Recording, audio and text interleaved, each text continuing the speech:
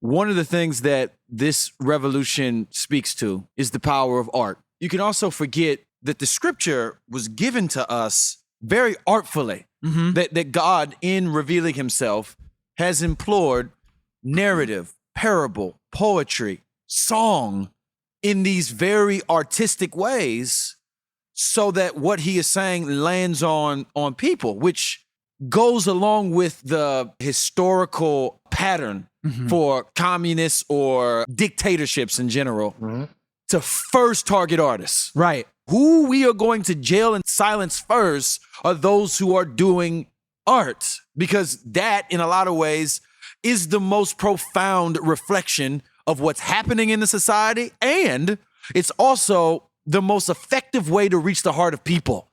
That's what we see happening over and over and over again, and it is a sort of grand affirmation that there's something almost divine about the way art comes in to move things across the finish line.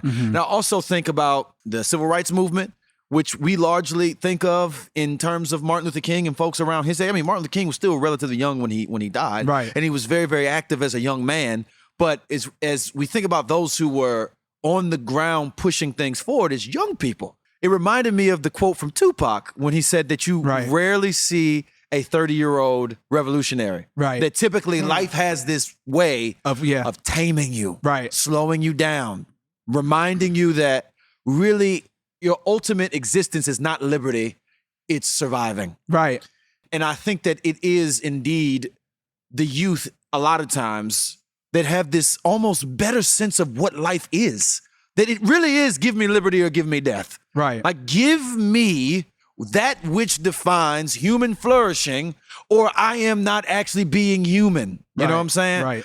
So I'm just encouraged to hear this story again, and I hope that we find that encouraging, folks that are younger, that you're not waiting to change the world. Right. That the world changes in you, and it has always been. And it also speaks to the importance of art. Right. The importance of those with a microphone or those with a paintbrush or whatever it is, using their art for the purpose of messages. And this is what we have found too in our space, is that the average churchgoer, they are more shaped by who God is via artists than they are by their parents and their pastors.